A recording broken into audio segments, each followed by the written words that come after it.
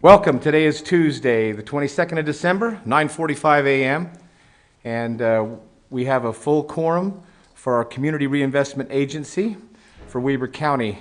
Seated to my immediate left is Commissioner Scott Jenkins, and to my immediate right is Commissioner Gage Frohr. I'm Commissioner Harvey. We appreciate you being here. Commissioners, our consent item is a request for approval of minutes for the meeting held on November 3rd, 2020. Many of you will remember that meeting where we did a little bit of business. Do you have any questions or corrections on those minutes? If so, I'll entertain a motion. Motion to approve. Thank you, Chair. Thank you. Thank you, Commissioner Jenkins. Commissioner Frohr for that second. I'll call for the vote. All in favor? Aye. Aye. Motion carries. Thank you. On to our action item. Our action item today is a request for approval of resolution. By the way, it's resolution number 46, authorizing payment of agency funds for improvements to the public infrastructure. Ashley Tolman from our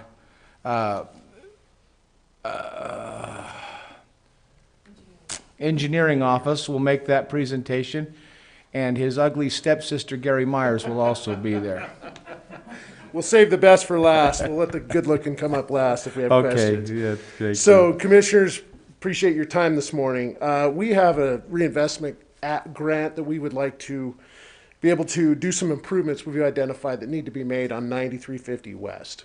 Challenge is upon further investigation, it appears that the portion of the road that serves these businesses is just slightly out of the area of where what was identified as the agency. So we for your consideration today, we would like to ask that you widen it as identified in the resolution to include that road so that we can make those improvements.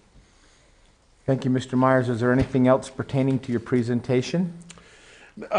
You've been given some documents there that show kind of just the limits of what our improvements would be, and yeah, that's essentially it. We've got a road that really needs some attention out there, and we just want to include it so that we can get those improvements done. Thank you. Commissioner Jenkins, in as much as this is in your portfolio, do you have any comments here? I don't. It's work Is the that needs meeting to be going done. on right now? This is a way that allows us clicked on to, the thing and something's going. this is a way that allows us to do it with these dollars that are left, and it directly affects these areas, even though it's slightly outside of them. It's done specifically for this area. So I'm sure everybody would have no issue with this. Great. Commissioner Frohr? No questions, thank you. Entertain a motion. Mr. Chair, I would move to approve Resolution 46, authorizing the payment of agency funds for improvements to the public infrastructure as presented in this morning's meeting, 9350 West Reconstruction Project. Motion recognized. Second. Seconded. Any other discussion? Mr. Jenkins, Aye. Mr. Frohr, Aye. Chair Harvey. Aye. Thank you.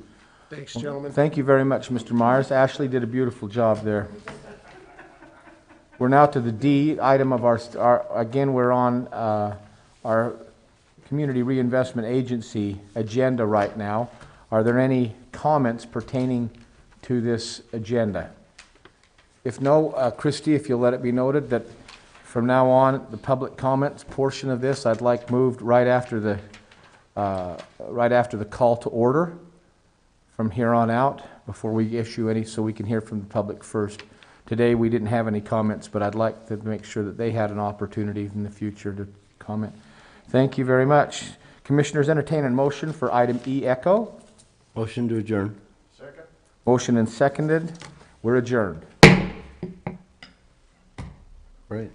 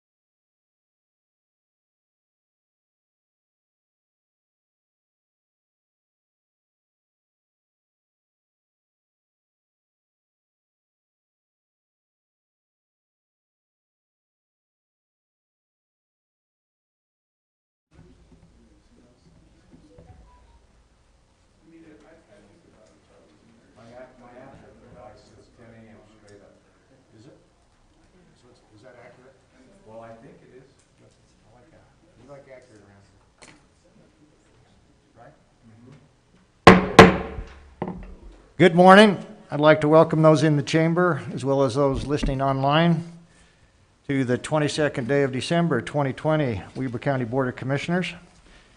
We welcome your attendance. I'm Commissioner Gage Frohr. I'm joined this morning with Commissioner Jim Harvey to my right, Commissioner Scott Jenkins to my left, and we're going to start the meeting with a Pledge of Allegiance given by Ashley Tolman. Invocation will be given by Sean Wilkinson. I'll give the thought of the day and then we'll go to public comments.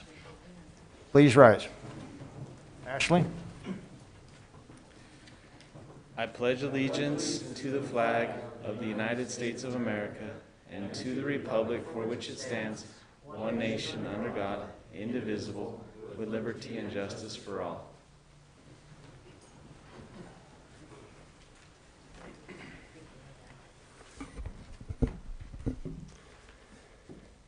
Our Father in heaven, we're grateful to come before Thee this morning. We are thankful for this Christmas time when we celebrate the birth of Jesus Christ, and we are grateful for the example and the teachings that He gave us. We pray that we can be loving, compassionate, kind, and equitable in the way that we treat others. We pray that each of us can work hard to improve ourselves and as we do that, improve our community. We are grateful to live where we do, to have the freedoms that we enjoy, and we are grateful for those who have done so much to preserve those freedoms that we have. And at this time, we pray for those who are dealing with difficulties in their lives, whether those be with health or with other issues, that they may be watched over and that we may be the means of helping them to overcome some of these things as well. And we ask for this in the name of Jesus Christ. Amen.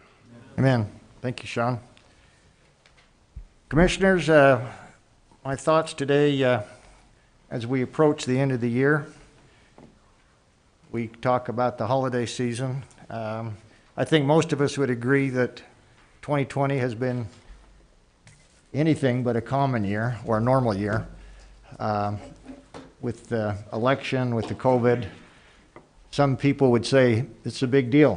2020 was a big deal, which I would say it may have been. But a wise person once told me, really there's only two big deals in your life. First big deal comes when you're born. That's a big deal. The second big deal comes when you die. That's a big deal. Everything else, anything in between, is just life. Get used to it, get over it, live it, do the best you can.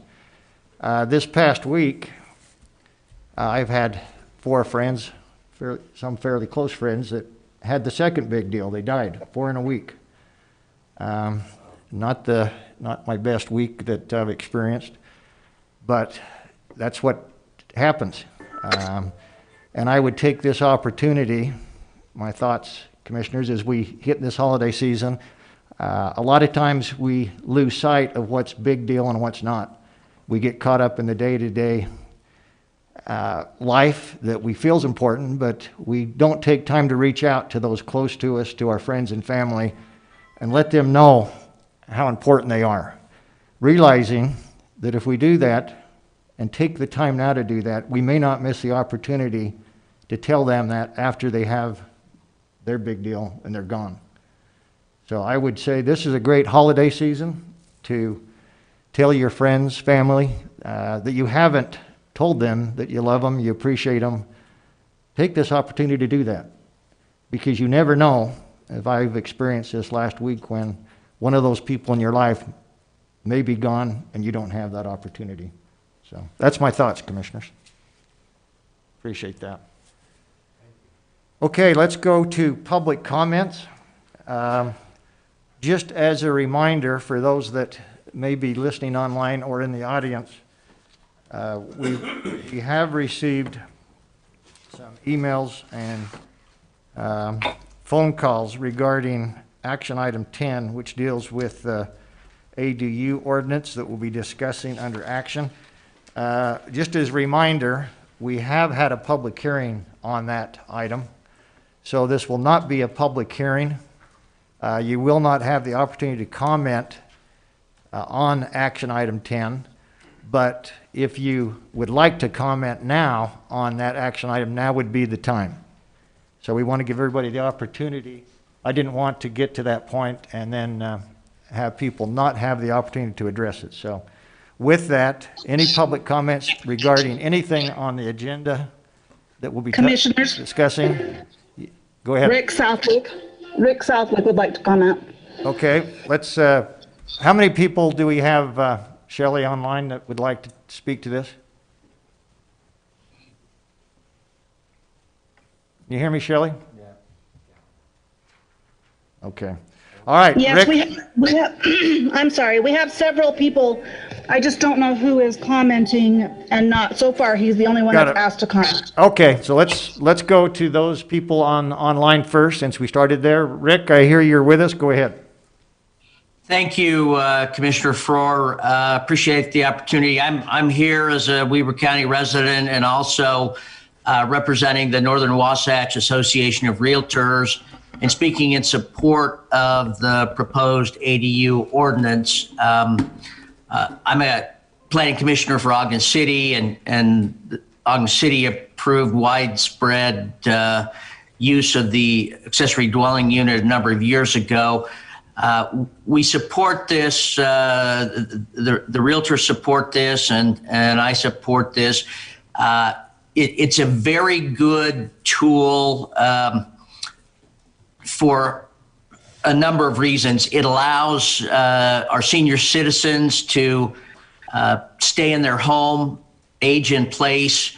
It gives them an opportunity to have a caregiver and still maintain some privacy from the caregivers. It also is a well-needed mechanism to provide affordable housing.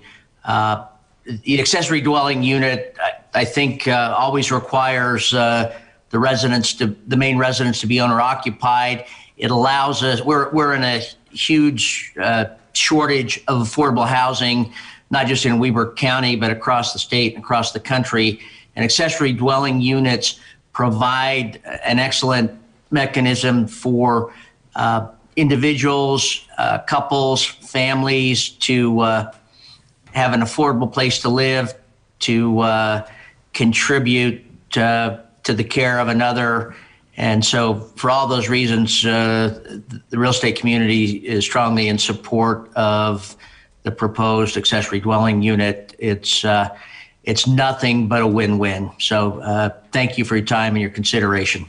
Thank you, Mr. Southwick, for being with us this morning and taking your time. Shelley, let's go to the next person online that would like to talk or comment.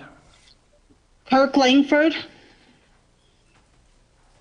Good morning. Kirk, go ahead. Excuse me. Good morning, Commissioners. Happy holidays. Thank you. I submitted some comments to you in writing, and I have a respectfully different opinion than Rick. Hello, Rick. Good to see you.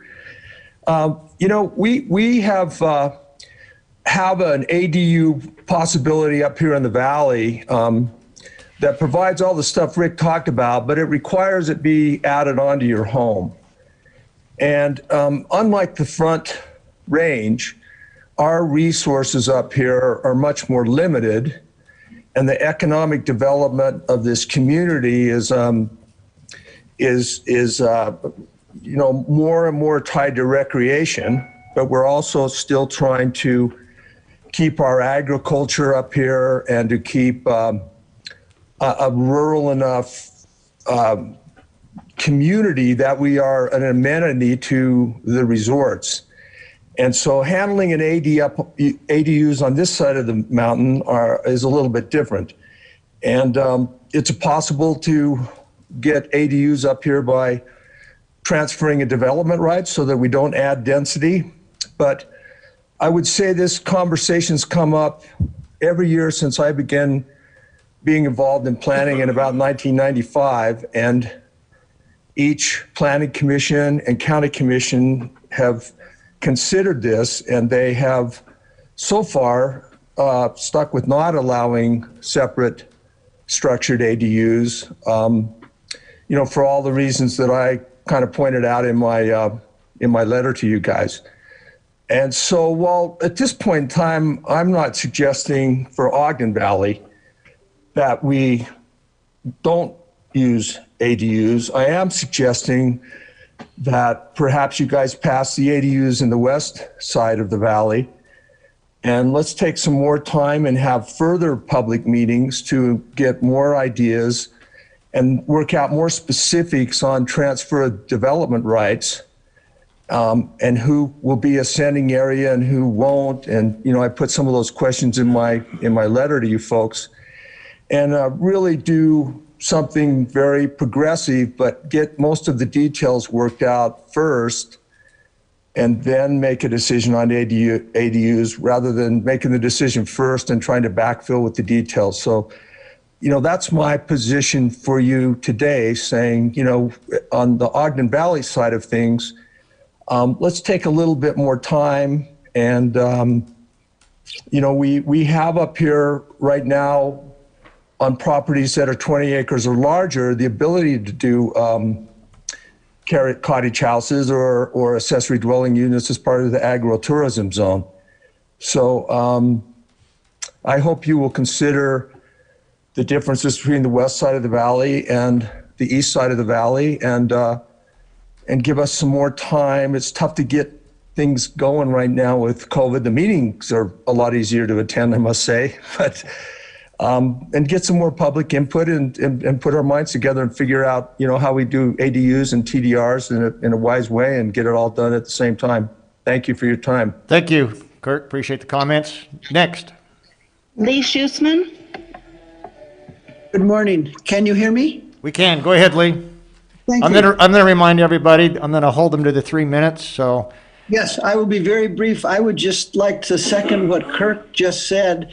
Also, what Mr. Southwick said, personally, I think there are many advantages of ADUs, but I think the devil's in the details, and I would urge you to consider what Kirk has just said and what I said in a public comment email that I sent to you, I hope you got, and that is that I would like to see us all look carefully at the details and table this issue for today and see if we can't come up with something very specific for the Ogden Valley, which would meet the needs of people who would like to have a mother-in-law, an apartment, or a family unit, or low-income housing. There are a lot of things that ADUs could be used for, but I'd like us to really think about how best to integrate that into the Ogden Valley. And I'd like to urge you to table that, to allow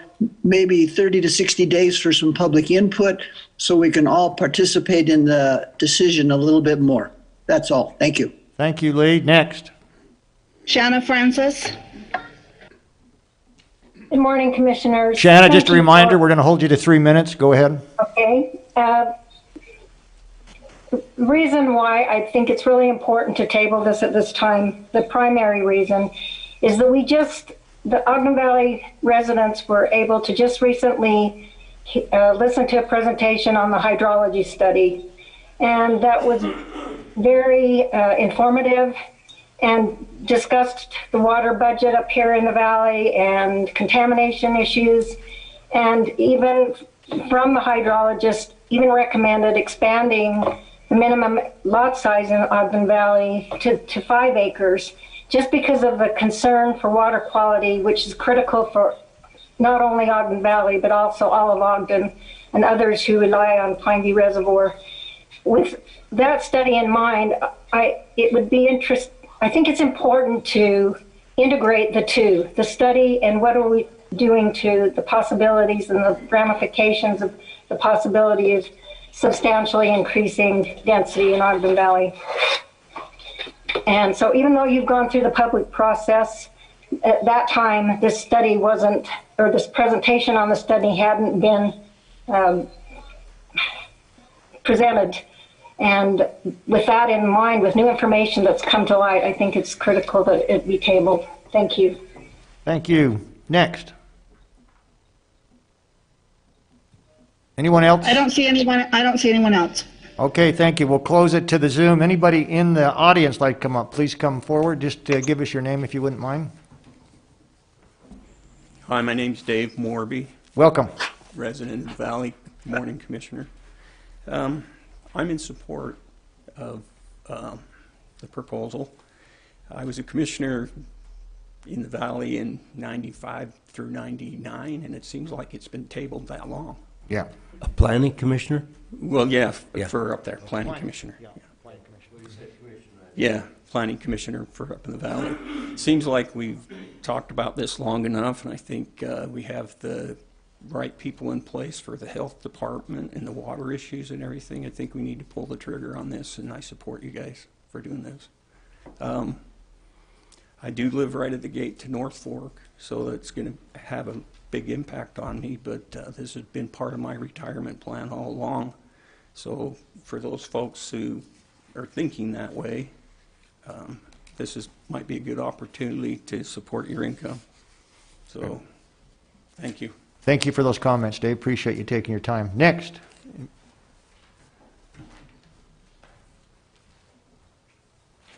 My name's Tom Quinn. I'm a resident up on Snow Basin Road.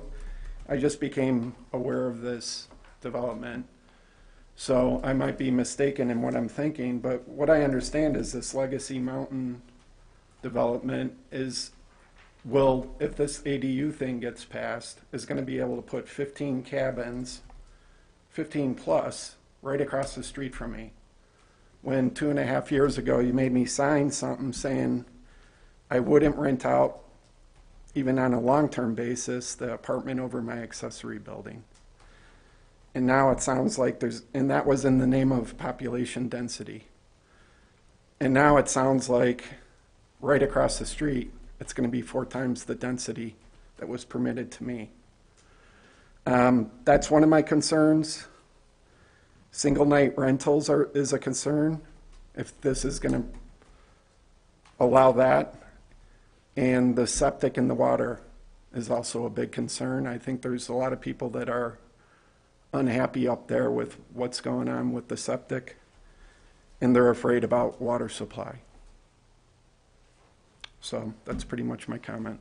Okay, thank you. Thanks. I would just suggest for those that haven't read the ordinance, there was a favorite saying of mine in the legislature when I received 200 emails opposing a bill. Have you read the bill? 99% of the people had never read or understood it. So I would just say anybody that hasn't read it, understand it, and I think a lot of your fears, your concerns will go away. This ordinance, as written, actually is almost density neutral as we look at the TDR component of that. I think Charlie Ewert, Mr. Ewert, will present that. But I would just suggest you read the ordinance. There has been some misinformation passed out. It's unfortunate. Some information was passed out that was confusing this with STRs, overnight rentals, and it's not the case. That STRs on nightly rentals will be addressed at a later issue. So it's unfortunate that we have people out there that spread misinformation. It causes confusion. It causes confusion within the communities. But I would just suggest before you attack your neighbors or print misinformation, you read the ordinance. But appreciate it. Anybody else in the audience or in the chamber, please come forward. Again, I'm going to remind everybody, we're going to hold you to the 3-minute.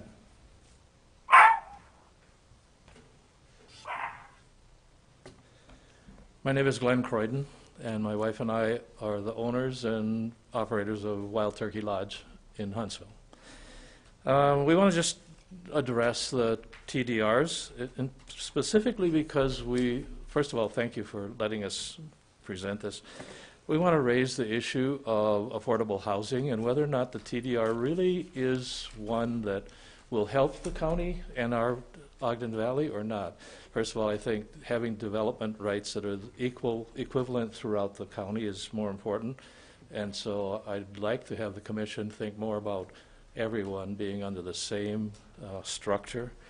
But we're talking about affordable housing for seasonal workers and new young families and transitional families. My wife and I are both former educators.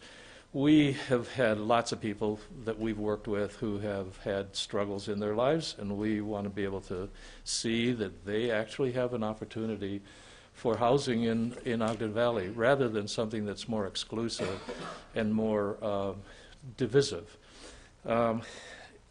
If the TDR proposal goes through, here's how I look at it, just from a family man. First of all, if I don't spend the money for the TDR rights, we can't get full use of our property as an income-producing benefit. We have a cabin on the property that is not attached to the main house, so the bed and breakfast stands as a separate entity. However, the cabin cannot be used other than for family and friends. We'd like to be able to use that for people who are struggling, or for short-term, not short-term, long-term, 30 days or more opportunities. If we do spend money on the TDR for the rights, we'd be allowed to use our property, but our loss would be the funds earmarked for our family and inheritance. We're old enough to start thinking about what's our legacy for our family, and that money is lost to us. So people, the land developers who can expand and develop property, benefit. We don't, as individual and a small family business. Who loses? Families who want the best for their future generations, middle-class families who want to keep funds for their children, Ogden Valley residents who do not want to re-establish a Park City environment. And so those are the key pieces. Thank you. Thank you for those comments. Appreciate that. Anyone else in the chamber? Or did we have anybody else sign online? Oh, come on up, Sylvia. Welcome. Thank you. Sylvia Salisbury in Ogden. I have no skin in the game of what's been talked about, so I have something else to say. I'm going to take that down, if that's okay. In keeping with what your thought for the day was, I want to say thank you. You elected officials and the employees here for trying your best to do what is good and right for our county. I don't necessarily feel that way when property tax time comes around, but I know that it's necessary, and it is necessary to keep the wheels of government running in the various entities. But I am really grateful for what you do. And another thing I'm grateful for is that you are willing to publicly invite the influence of our Heavenly Father into these meetings. Not all public meetings are willing to do that, and I'm grateful that you do. And I just hope with this incoming administration that they won't find a way to block that. Thank you. Thank you, Sylvia. We appreciate those. Not very often do we hear positive comments. We're used to more negative comments, but they are very much appreciated. I can tell you this, Sylvia, that any decisions that this commission has made, and I can say for the future, is made with valid communication, determination, and really what is in the best interest of the entire county. So we appreciate that very much. Anyone else, Shelley? Anyone else in the audience, chamber? No. Is that a no? That's a no. Okay. Thank you very much for those that participated this morning. Again, your remarks will be part of the record as we move forward with this morning's agenda. With that, commissioners, unless there's additional comments from the commission, I'm going to move the consent agenda. So, with the request for the consent items, let's go to G1, request for approval of warrants number 3355 through 3388 and 455 376 through 455 665 in the amount of $4,576,321.30 2, request for approval of purchase orders in the amount of $58,099.81. 3, request for approval of the minutes for the meeting held on December 15, 2020. 4, request for approval of new business licenses.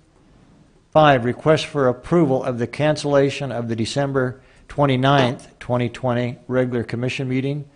6, request for approval of retirement agreements by and between Weber County and the following individuals: Kevin Wilson, Bobby Kamak, Heather Davies, Shelley Stevenson, Tiffany Opikins, and Thomas Jackson. That's our consent items. Commissioners, questions or comments before we go to Ricky for explanation? I do, Mr. Chair. Go ahead.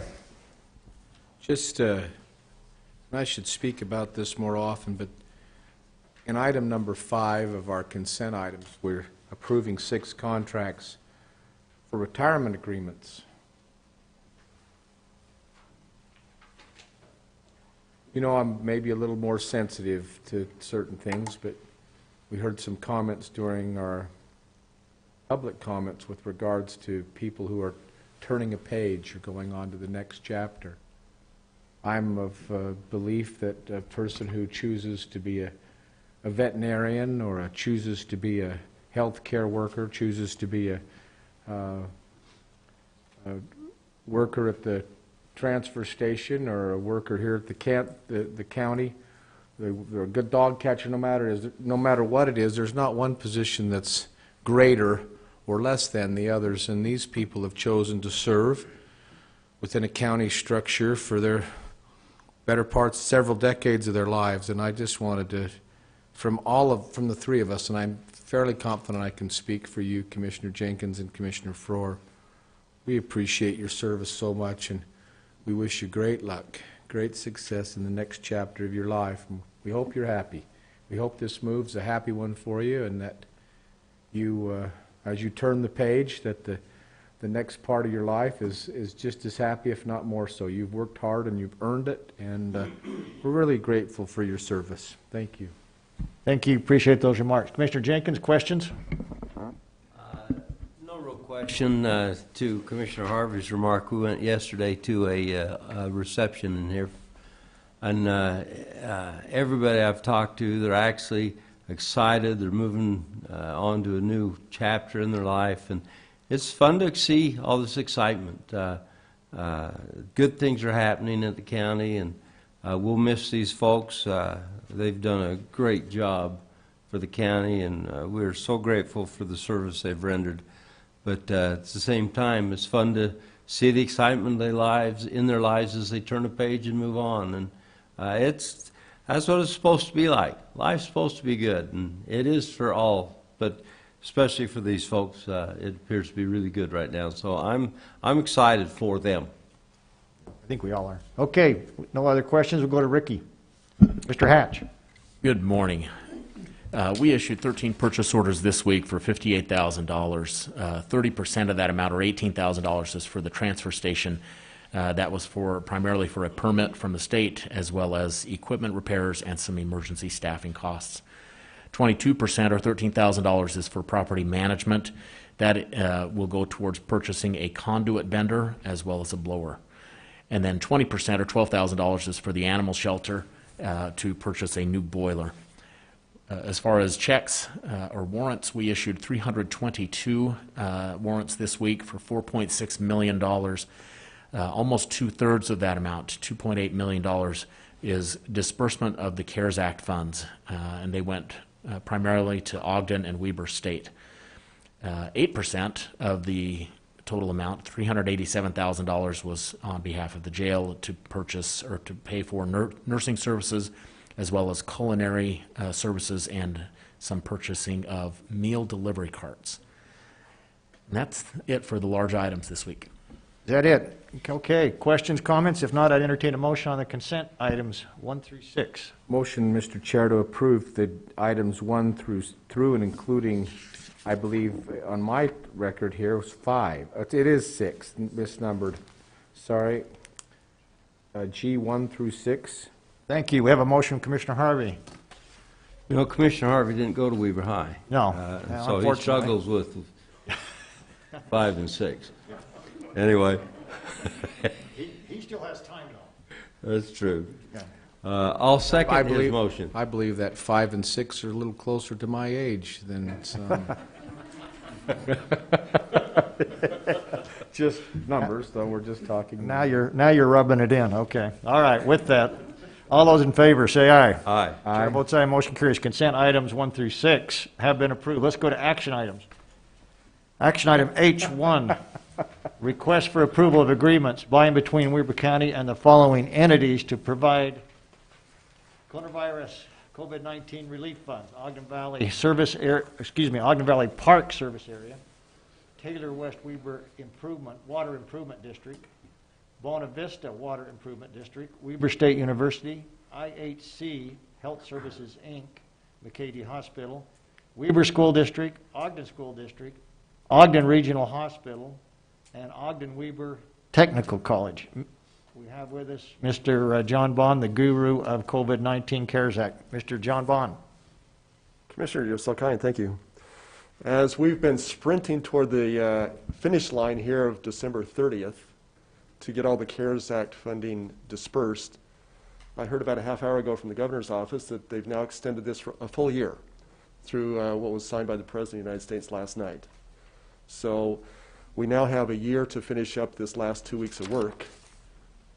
But I think we'll just carry on. We'll take a day or two off for a moment for the holidays and then get back into this soon. But last week we brought to you a nonprofit policy for homeless. We're currently vetting 10 nonprofit agencies to provide them funding. We're going through that right now. Hope to be done by the end of the year, or the first of the year. This here provides you 9 other contracts. The Ogden Weber Technical College called me yesterday and asked to be withdrawn from this group. So we do have a signed document from them, but they've now withdrawn that, so they have not asked for funding. And the other 8 are still there. I ask for any questions. Thank you. So the intent, Mr. Bond, is for these particular agencies or institutions we have before us is to hit the pause button for at least a period of a couple of weeks till we understand what the new bill, the new CARES Act funding bill may look like, and then reevaluate this after the first of the year. Yeah, I think that everything is in play right now. If you approve this, it would be good with us to just have this in the queue and ready to go. So I think approving it is appropriate. The question is just we may just take a couple of weeks and just evaluate. We've also had another request yesterday to evaluate some CARES Act funding, and we just wanted to put that into the queue and present it to the commissioners. Perfect. Well, your team's worked very hard, and I think taking a week or two off at this point in time, especially given the alternative that we'd be working long hours just to get these last week or 2 week commitments made, makes a lot of sense. So, thank you. And I'm glad that they didn't wait until the last day of the year before they passed that bill. So we can be thankful for that. It's all good, but yeah. So I ask your consideration of approving these contracts or these agreements and in our request today. Yes. Great. Thank you, commissioners. Questions on Mr. Bond's proposal? It's been phenomenal to see what you've done, John. Is the phone call sufficient was all my question to you. The phone call from the state, was that sufficient for you? Yes, sir. Yes, sir. Thank you. That's a little inside. Mr. Chair, when you're ready, I'm ready. Let's just questions by Commissioner Jenkins. Let's go. Mr. Chair, I'll make the motion on under item H, our action items that we approve. Item number 1, including all of those contracts excepting the Ogden Weber Technical College who requested to be withdrawn. That is correct. Thank you. We have a motion. Second. And we have a second. All those in favor say aye. Aye. Chair votes aye. Motion carries. Thank you, Mr. Bond. Again, thank you for your support. Merry Christmas. We appreciate your work with your team, and yeah, get out and enjoy the holidays. This will wait, and we'll deal with it after the first of the year. Thank you. All right, Commissioners, let's go to our next action item, request for approval of a resolution of the County Commissioners of Weber County appointing trustees to the Plain City Cemetery District Board of Trustees. Stacy Skeen. Morning, Commissioners. Go ahead. Can you hear me okay? Stacy. We can hear you. Thank you. So I was notified by the Plain City Cemetery District Board to post for vacancies. They had 3 members whose terms were expiring at the end of December of this year.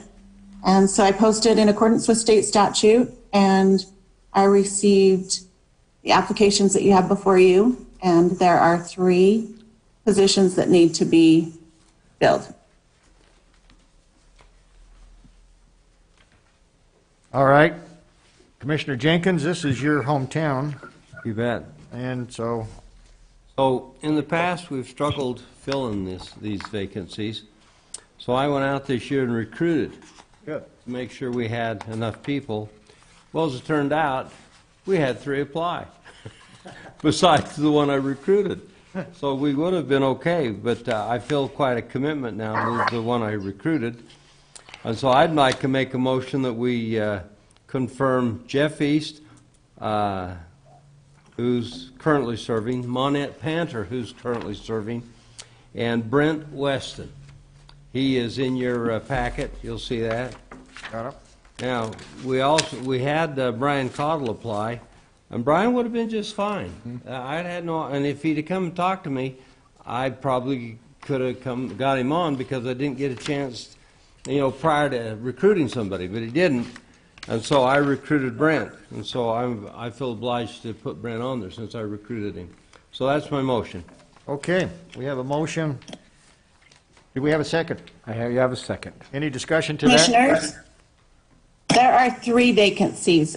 Jeff East and Monette Panter are currently serving, and you need to fill 3 other vacancies with those 4 applications that you have. Misunderstood. Okay. Oh, I misunderstood that too. All right. So I'm sorry, Monette, Stacy. So we had 3 vacancies there? Right. So Ross Taylor, Brent White, and Jill Freestone. Terms expired at the end of the month. And Ross Taylor, Jill Freestone reapplied. And then we had 2 new applicants, Brent Weston and Brian Cottle. So we need 2 more individuals. Is that correct, Stacy? Correct. We need 2 more individuals, Commissioner. All right, so I'll include in my motion to reappoint Ross Taylor, because he's serving there. And who was the other one that you said reapplied that was serving? Joe Freestone. Joe Freestone. I also make the motion to appoint him. So that'll give us the 5, and that includes Brent to fill the vacancy. Right, Brent Cottle. Okay. Weston. Brent Weston, excuse Right. me. Okay. Does that make sense, Stacy? Yep, it does. Okay. All right, so That's a motion. that's the amended motion. I'll second that amended motion. Any second, all those in favor say aye. Aye. Aye. Both sides, those people are now approved. Thank you very much. It's a resolution, Commissioner. Thank you, Stacy. Resolution 47, Thanks. Commissioner Chair Floor. Oh, excuse me, resolution. Go ahead. Commissioner Jenkins? Aye. Commissioner Harvey? Aye. Chair Floor? Aye. Motion carries. Thank you. Okay, now let's go to request for approval of the final reading of an ordinance amending Title 12, Building Regulations and Site Permits of the Weber County Code. Mr. Sean Wilkinson. And I believe this is ordinance 25. Stan Burnish. Good morning, Commissioners. Good morning. Welcome. Thank you. Commissioners, this is the final reading of some amendments to our code that governs building permits within the county. And again, the changes here, we are amending certain fees. The reason behind those fee amendments is to reflect the appropriate building valuations and provide Weber County with the resources that we need, including hiring a new employee in 2021, to meet and exceed the state mandates that we're required to meet. We are also bringing the code current with the state building code requirements so that our ordinance will change as the state code changes, and we don't have to always monitor that. But those are, that's the the summary of what is being changed, and Stan or I are happy to answer any questions. Thank you. And again, this is a final reading, so this is just a reconfirmation of your presentation, I believe, the last commission meeting. Correct, and nothing has changed. Nothing's changed since then. That's right. Okay. So the public has had the ability to weigh in the first time, and then commissioners, questions, comments? If not, we'd entertain a motion. Mr. Chair, we've been through this, and this is basically an upgrade. I mean, we're tweaking and changing and modifying a few small little areas, and it is going to allow this department to continue to run. So I'd make a motion that we approve ordinance number 25, which has to do with this. Oh, great. Thank you. We have a motion from Commissioner Jenkins on ordinance 25. Second. And a second. Roll call. Commissioner Jenkins? Aye. Commissioner Harvey? Aye. Chair Faur? Aye. Thank you. Motion carries. Thank you. Thank you very much. Thank you, Commissioners. Let's go now to, thank you, Stan, very much for being here with us. Let's go now to action item 4, request for approval of a final reading of an ordinance granting a non-exclusive franchise to All West/Utah Inc. for the purpose of installing, operating, and maintaining a communication systems within the public right-of-ways of Weber County. Mr. Wilkinson, you're back up. Yes, Commissioners, we discussed this last week in the first reading. Again, this would give All West Utah the ability to install their infrastructure for communication purposes within the county rights-of-way. There was one question that was brought up that had to do with a potential franchise tax. I have discussed that with Scott Park and with Cortland Erickson, and we really don't have any new information to present to you today on that particular issue. What we do know is that we have not required or not imposed anything like that on similar franchise agreements like with Rocky Mountain Power in the past. Okay. So does that conclude your presentation? that's all I have. Everything else is the same in the ordinance that was presented. Right. Okay. This is something we've discussed before. Commissioners, questions, comments? So when it comes to the franchise tax, I've actually been a senator or a mayor that, well, actually, I take that back. I was a city councilman when we put the franchise tax on in Plain City. But this really doesn't have anything to do with that. So with that, I'd make a motion that we approve. I'm assuming, Fatima, this is ordinance 26. Okay. Okay, motion by Commissioner Jenkins to approve ordinance 26. Second. And we have a second. Roll call. Commissioner Jenkins? Aye. Commissioner Harvey? Aye. Chair Faur? Aye. Motion carries. Thank you. Thank you. Let's go to action item 5, request for approval of a contract by and between Weber County and Jordan Boyer for the Weber County exterior wall cladding. Mr. Bryce Taylor. Yeah, so this is to replace the deteriorating granite limestone that's out in front of the building. This went through the bid process. We had met with them, went through the bid process. They put in the bid, and it's actually, the company is J.D. Wadsworth Construction. That's the actual contractor. Jordan Boyer's just Got been it. our contact. Okay, great. Good to know. What's the amount on that, Bryce? $90,000, 116, I think, somewhere right in there. Close enough. Okay, and would that be the entire building or a portion of the building? It's just a lower section Yeah. of the west side, the Washington side, and the 24th Street side. Oh, So it's yeah. just the bottom section that is deteriorating and the holes and. Yeah, And I think it's appropriate time to do it. It's not very sightly, and obviously probably is not great for water seepage, et cetera. Okay, commissioners, questions, comments? I have none, but I would certainly be willing to make a motion to approve this contract. Please do. We have a motion to approve the contract. Second. And a second. Place the vote. All those in favor say aye. Aye. Aye. Chair votes aye. Motion carries. Thank you. Let's go to action item 6. Thank you, Mr. Bryce Taylor. Let's now go to approval of a building lease agreement by and between Weber County and Post Brothers LLC to provide storage, maintenance, building, and outdoor storage for equipment used by Weber County Property Management. Mr. Bryce Taylor, you're still there. Yes. Go ahead. So we currently are at this location. We've extended this contract again for another 3 months till we get our buildings up and erected at our new facility. We're a little behind on schedule with those buildings going up, so we need to extend this lease till those are completed. So is the extension for 3 months? Yes. Got it. Look, Commissioner Jenkins, this is your... It is. So this, getting the approval from Ogg City, we're so, they took us a little extra time. And as a result, we missed our opportunity to build that window of opportunity to build those buildings. And that's just life. It happens, you know. So I'm trying to think of that guy's name, the building manufacturer. The Roper buildings. Yeah, but what's his name? Oh, Dan Salazar. Yeah, Dan Scarborough. Sorry, yeah. He put us back in his schedule, but that's not till March, and that's just life, you know. And so anyway, we missed our opportunity, and we're going to go the winter here, and 90 days is 90 days. What do you do? So with that, I'd make a motion that we approve this contract.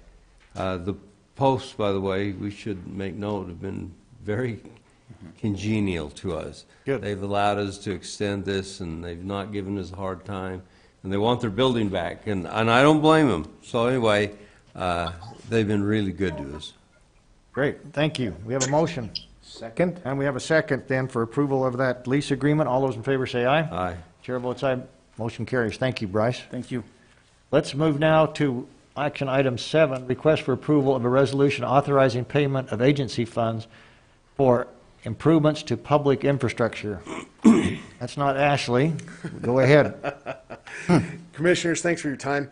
Mr. Gary Myers. Appreciate it. We would like to request your approval for resolution to use the funds for the Community Reinvestment Act to make some improvements we've identified on 9350 West.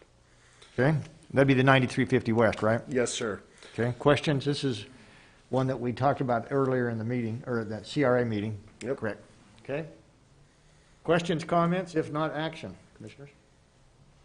Mr. Chair, I'd make a motion that we approve action item H7 for approval of these funds that have been notified or identified here for the improvements of 9300 West project. Second. And we have a second. I believe that's resolution 48. Roll call. Commissioner Jenkins? Aye. Commissioner Harvey? Aye. Chair Farar? Aye. Motion carries. Thank you. Thanks, gentlemen. Mr. Myers. All right, let's go to action item 8. Request for approval of a contract by and between Weber County and the Department of Justice, DOJ, for federal assistance through the Coronavirus Emergency Supplemental Funding Program.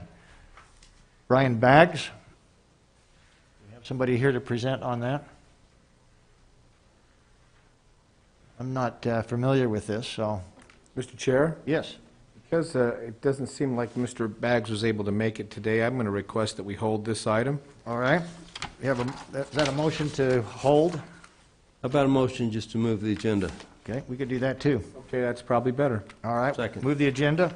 All those in favor? Aye. Aye. Chair votes aye. Agenda has been moved. We go to the next agenda item, which is 9, which is a request for approval of a contract by and between Weber County and Christopher Turpin to have the Fifth Dimensional Marketing LLC DBA Gun Preparedness.com.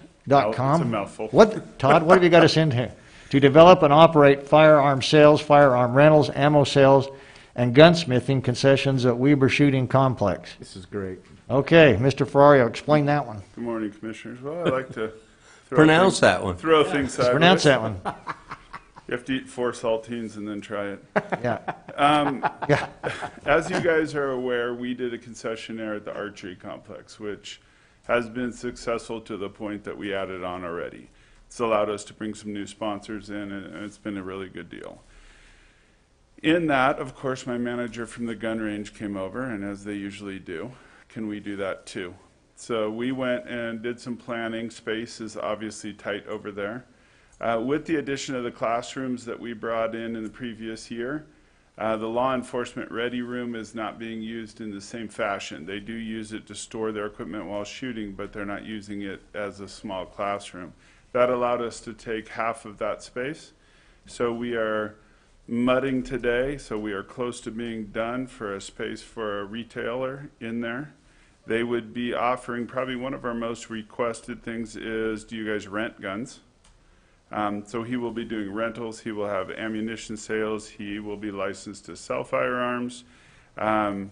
He will also do some minor gunsmithing, and then there are a couple that he will send out to that are local businesses in Weber County if it's a little deeper than he can do there. And this again is an increased revenue source for the gun range because we are tied to a percentage the same as we do at the archery complex. Legal was actually the first one to take a look at it. They were practicing out there. We showed them our idea. They kind of went over it and said, we think this is a good thing for the county with the correct liability coverage from the concessionaire, which is in place. We have copies of, so we would like your thoughts or approval on this contract. Okay, thank you. Does that conclude your presentation? Yes, sir. Mr. Ferrario, questions, comments from the commissioners? Commissioner Harvey. Mr. Ferrario, are you at liberty to talk about the comment that a particular sponsor came to us, a world-class sponsor came to us and talked about their modeling of what they were used to doing, and then they saw ours and said, hey, you guys, can you speak to that, or is that? Are you referring to Randy Walk with Hoyt? That might be a good one. Might be a good one. Little off topic, but absolutely. Well, you're the commissioner, so if you tell me it relates to talk over about to it, the I will other do it. side because we Yes. we do things a little different in the county, but Yes. which if you'd talk to that success. So we multiple times had Randy Walk, who is the president CEO of Hoyt Archery, and Greg Easton, who obviously is the owner of Hoyt and Easton, and also the Easton Foundation. Legal actually has just finished some contracts with them, so you will see at the first of the year both of those sponsorship agreements plus a granting program from their foundation for the archery complex. What Commissioner Harvey is speaking of is we gave a long tour, and you gentlemen were there for the lunch portion of it. Randy Walk stood up in front of us and basically said, for 14 years, Greg Easton has asked us to do something we've failed to do. Not build an archery range, but do an archery experience. And in those conversations, I think the interesting piece that we took from that is, as a county, we approach this in a whole different way. We're not a retailer that has brick and mortar that's trying to have a shooting range connected to them for the benefit of their customers, whose sole concentration is generating dollars as a retailer. This is a community-driven range. Our first and foremost thought was, how do we get shooters from our community and, of course, surrounding communities for the tourism piece to come to us to shoot? Then we looked at the concessionaire, the retail piece, as a revenue stream without the expense of employees and the bandwidth and the dollars for purchasing and, you know, product aging. How do we put this into an equation that makes sense for the community?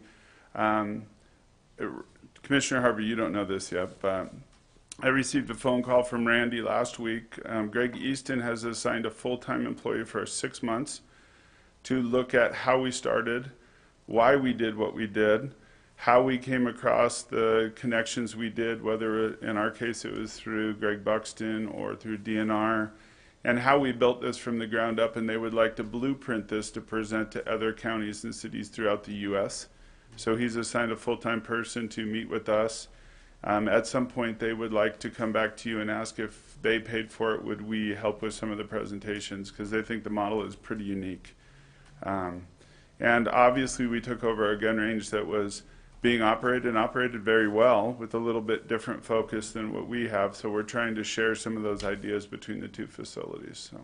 So would you say that the modeling at the archery range, which appears to be world-class according to Mr. Easton, who's probably the foremost archer company on the planet, would you say that modeling, because of the success of that modeling, you're just moving it over to the shooting experience? Correct. As my guys say, it's one of the first times my napkin drawing made sense, so it's a good thing. Wonderful. It was a big team effort between roads. Legal was involved the whole way. We had engineering out there in the mud with us many times when we hit water, so it also shows the collaborative nature of what we do. And, it was interesting listening to the public comments, because the one thing I don't think it's said enough, most of our employees are Weber County taxpayers. So when we look at these projects, it's our people that are running it and our funds, and how do we put those in different areas for the enjoyment of the county, and sometimes that gets skipped. So. Thank you, Mr. Chair. That concludes your questions. Commissioner Jenkins? Does that conclude your presentation? It does. Okay. Don't remember what I was presenting, but yes, it does. Thank you very much. All right, Commissioners, seeing no other questions, I would entertain a motion. Mr. Chair, I'll make a motion that we approve the contract by and between Weber County and Christopher Turpin for Fifth Dimensional Marketing for the guns and sales and gunsmithing at the shooting complex. Got it. Second. I'm going to restate that, gunammopreparedness.com. Yes. Now that I had a second to look at it. Yeah. All right. It wasn't as hard as I thought. It mushes together a little bit, doesn't it? Yeah. Maybe you should try a space. All right, we have a motion. Second. And we have a second. No other discussion. All those in favor say aye. Aye. Aye. Chair votes aye. Thank you. Motion carries. Thank you. You Thank guys you. have a Merry Christmas. You too, Thanks, Todd. Appreciate you being with us. Let's go now to action item 10, request for approval of an ordinance of the County Commissioners of Weber County adopting accessory dwelling unit regulations and standards in the Weber County Land Use Code and related ordinance amendments. We have with us Tammy Adelot and Charlie. Are you going to take part in this? Hello. Okay. Yes. Tammy, thank you for being with us. Time's yours. Thank you. Let me just share my screen real quick. Go ahead.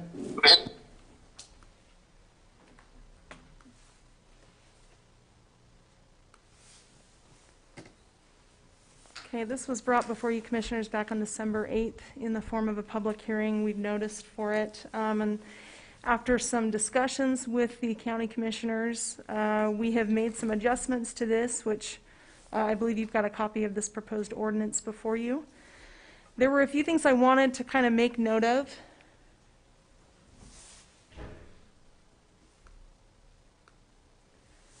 That perhaps were not clear or missed at some point by maybe some general public. Some things to note, and we've gone over this the last time, but the proposed ordinance allows for only one accessory dwelling unit per lot. Only one. Oh, Charlie has a comment. Okay.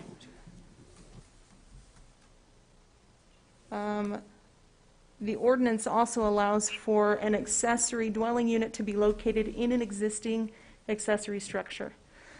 The owner must occupy either the accessory dwelling unit or the single-family dwelling. There are size requirements. There are no short-term rentals allowed in either of these, in either the accessory dwelling unit or the single-family dwelling where an accessory dwelling unit has been allowed. And then, of course, that last line, we're looking for a continuity of the single-family dwelling. So if it's an attached accessory dwelling unit, the ordinance does require that it maintains the appearance of the single-family dwelling. For example, the entrance may be located to the side or the rear. Okay. We did make some adjustments to size requirements based on discussion with the county commissioners. I believe previously we allowed for a 1,500 square foot footprint, but didn't necessarily cap the square feet, which meant that there could have been allowed maybe up to 4,500 square feet. We've made some adjustments to that based on feedback from commissioners. And you'll see that in your ordinance, but the gist of it is that it cannot be any less than a 400 square foot footprint and no more than a 1,000 square foot footprint, than a 1,500 square foot footprint. We are allowing for up to 2,000 square feet total. The only exception to those size requirements are when an ADU occupies a basement. Okay? I just want to address just 2 or 3 public concerns that have been mentioned, and I'm going to have Charlie talk about the water and the TDR requirement, which staff has discussed at length, especially over the last couple of weeks. One of them is that accessory dwelling units are completely separate from short-term rentals. The other was a concern for inadequate opportunity for the public to address this, and as you can see, we've had this on several work sessions with both planning commissions. Those agendas are posted ahead of the meeting times. So we feel like we've given ample opportunity to get some public input on this. And then regarding water availability, specifically the water study that's been mentioned, I'm going to let Charlie address that, as well as the TDR requirement. This ordinance that you have before you does have a TDR requirement. So I'm going to let Charlie speak to those. Do you have any questions for me at this time? Questions, Commissioners? I do. Commissioner Jenkins. This gentleman back here brought up a really good point, and that is the fact if I have a structure today that is separate from my home, that has been used, don't care what it's been, how it's been used, but it's been used, a living, I'm not talking about just a garage, but a living facility, in his case, a cabin, I'm of the opinion that should be grandfathered into this. Would that be the case, Mr. Ewert or Tammy, under the ordinance? Is it the only structure on the lot? The only structure. He's just getting caught up in this, and he's saying, which I agree, I should be grandfathered into this because I precede the ordinance. Do you want to address that one, Charlie? I didn't want to step on Tammy's toes if she had a quick response for it. So if it's a structure that has been occupied, well, first off, let's take a couple steps back. If you got 2 houses on your property today and both of them were lawfully established, they are grandfathered. They'll be legal and non-conforming. What I think I heard from the gentleman was that there's another dwelling or a potential dwelling unit on the property. He's been told he can't use it as a dwelling unit because it's a second dwelling. Not exactly sure. I guess the point is that as long as both of them have been lawfully permitted through whatever legal requirements were in place at the time, or no legal requirements, as would be the case before zoning, those would still be grandfathered in. Yes. Great. So say that last part again, because if the cabin were built back in 1870. Yep. Let's say the cabin was built in 1870, and the other house or primary dwelling on the property was built in, I believe we enacted 1970. Let's say we enacted zoning right about 1968. Okay, so sorry, I was off 2 years. Let's say 67. Both of them would be grandfathered in. However, the key here is that let's say the cabin was built in the 1800s and the house was built at another point in time where there was a requirement for there to only be one dwelling unit on the property. That wouldn't be in compliance. That gets a little sticky. Why would the county approve a dwelling unit when there's another dwelling unit on the property unless there was already some kind of allowance for it? So in some cases, you'll have zoning estoppel that'll cover for that. For the most part, I think it's a non-issue. If it's a dwelling unit on the property already and it's the only one, for example, a cabin, can be used as a dwelling unit regardless. If it's the second dwelling unit on the property and both of them were legally established, grandfathered in. All right, I just want to make sure we had in the minutes the fact that this was grandfathered in because it would be prior to the ordinance. Absolutely. Okay. And I appreciate you bringing that. I had the same concern. It just, as somebody has purchased a property with another dwelling unit on there, it would just seem beyond my capacity to say that they'd have to go out and buy a TDR in order to utilize that. So I want to make sure that that's also clear, Commissioner Jenkins. There have been circumstances in the past where there was a dwelling unit on the property that was legally established. Somebody wanted to build a new dwelling unit, and the county required them to remove the living facilities from the first dwelling unit in order to build the new dwelling unit. In this particular case, if those circumstances were to occur, they could convert the original dwelling unit back to a dwelling unit, but they would be required to use the transfer of the right if it's a detached dwelling. And I can think of probably 3 different circumstances in the valley where that would be the case. Okay. Make sense? Do you want me to address water and TDR before sitting down and letting Tammy take care of the rest? And I just want to clarify, since I mentioned in my early remarks, there's been some misinformation about this being tied with short-term rentals. Is there anything in this ordinance that deals with or embodies short-term rentals, gives them permission where they don't currently have it? No to the second part of the question, yes to the first. So the ordinance specifically says you can't use an accessory dwelling unit for a short-term rental. Okay. So the information that was passed that this would expand STRs is not valid? That's correct. Is that correct? That's correct. Yeah, the big concern, which we share, and I think the Commission shares, is that STRs are going to overshadow, in terms of financial value, affordability of long-term rental units, and that wouldn't be in compliance with what our general plan suggests, and so, yeah, we would restrict short-term rentals from any of these. All right, and one last question, Charlie. The other concern that's been brought up is that there hasn't been a opportunity for the public to weigh in, to have input. I remember back on December 8th, we had a public hearing. It was attended by 2 or 3 individuals only. That's right. So do you feel that the public has had an opportunity? This has been discussed, as I recall, since early last spring.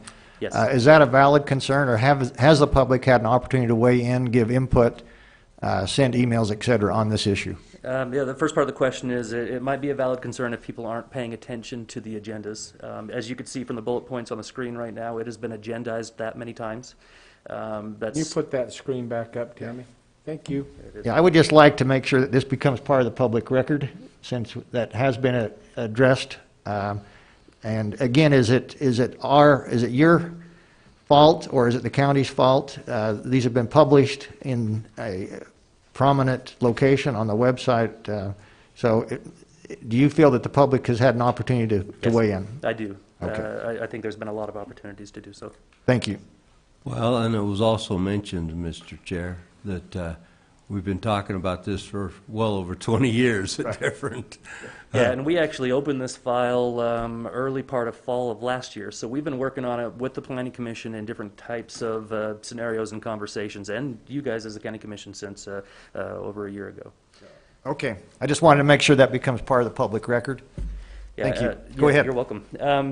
Regarding water concerns, Commissioners, I know you guys have been involved and were a part of the presentation that the state gave. I know this is a big concern that's come up recently because the state has finally put together a presentation for the public and gave it to them last week. That said, the state has already given each of you guys the presentation, as well as the water primary water entities that are in the valley. So you guys have been aware of it for about a year. I know that we're all concerned about water and clean water and drinking water, and you guys have given us, as the staff, direction to address that in several different ordinance amendments, which are ongoing and we will bring to you soon. That said, if we are able to successfully implement the transferable development right component of this, the concern about water gets not just negated but reversed. Because instead of having a single-family dwelling on a 3-acre lot somewhere, you're going to have a essentially accessory dwelling unit much smaller than what that single-family dwelling would otherwise be in somebody's backyard. And so much less of a water footprint for these uses if these transfers are successful.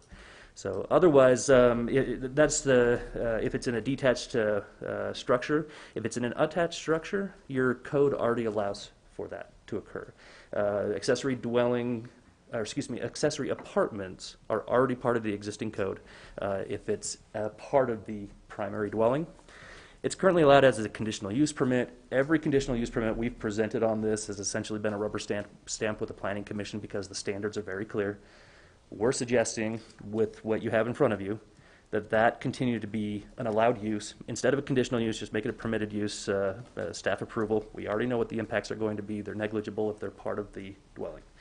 And then the TDR component, the transfer of rights, would come if it's a detached building, an accessory building that has the dwelling unit in it. Charlie, I just want to make sure that I understood what you said. Okay. So if we have a detached dwelling, somebody would like to follow the procedure for detached ADU, and the requirement would be to purchase a TDR at some point, there would be less impact than if that TDR was used on on another existing lot or somewhere else because of the size requirements. That's So exactly right. actually the septic and water capacity availability become less than they would under if that TDR was transferred or used at an additional lot. That's right. Just along the lines of our discussion in your work session yesterday on the subject of water in general.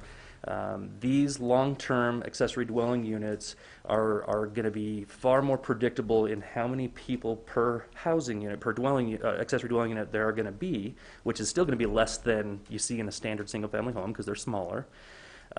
So we'll be able to predict that, whereas these a larger dwelling unit that's on a 3-acre lot that could maybe at some point even be used for vacation rentals.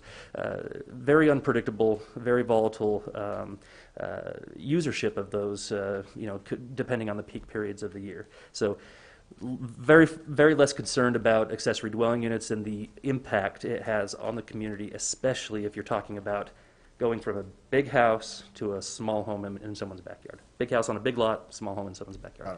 Makes sense. Okay. Let's see, there was another thing I wanted to address on that. TDRs, very quickly. Yep. I know there was some concerns in our last meeting about the fact that there is no mechanism for TDRs to occur. In fact, it sounded like there were some folks online who were concerned that we're putting the cart in front of the horse here. That's not the case. In fact, this is what is written into the proposal, which is similar to what the Planning Commission forwarded to you originally. It's not the same as what you saw in last week's meeting. TDRs are back in where an outbuilding or accessory dwelling unit would require it. However, we're not calling it TDRs. It's not defined. It's not definable as a TDR under state code. This is a much lighter version. We call it TDR light if you want to, lowercase TDR instead of capital TDR. But essentially, what a landowner will be required to do if they want to put an accessory dwelling unit in an accessory building, not attached, they're going to need to go to another landowner who's got the ability to, who has a right to build another home on their property based on the area of the property. That landowner will record a covenant in favor of Weber County that says, even though our zoning rights say we have X amount of dwelling units assigned to this property through zoning, we now have X minus 1.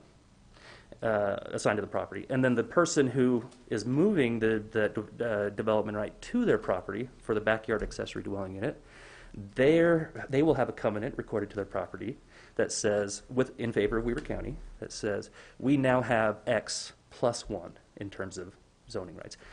There was one other concern that was brought up that this is going to increase the density by 7 times or 14 times or whatever it was based on how many acres somebody has across the street. That's not the case. One accessory dwelling unit, whether it's inside or outside in an outbuilding per lot, no more than that. So very low impact. I think that this negates the huge concern, the nebulous concern of what TDRs are, where the sending areas need to be, where the receiving areas need to be. This is just anyone who has rights can sell, essentially, through a private transaction not governed by the county. Anyone who doesn't have the right but wants it can move it. We're just talking about one unit, one transfer. We'll address capital TDR, the big TDR, with an ordinance proposal in the coming months. Any questions? I like that TDR light. Okay, makes sense. All right, so what we're saying is this is not a huge change in what we've seen with TDRs. We're not trying to reinvent or create the wheel with TDRs. That's also been expressed as a major concern to delay this. It's going to be really up to a property owner to go to a neighbor, friend, somebody in their church that may say, okay, I'm going to record a covenant. You can take my right. I'll record it with the county, plus 1, minus 1. Yep.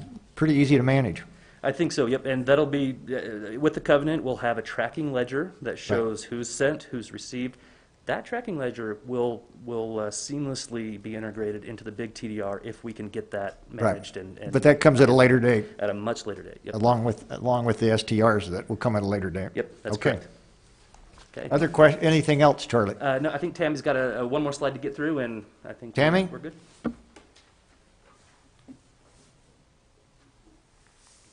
No, I think that's it, Commissioners. Do you have any other questions for me regarding the proposed ordinance before you?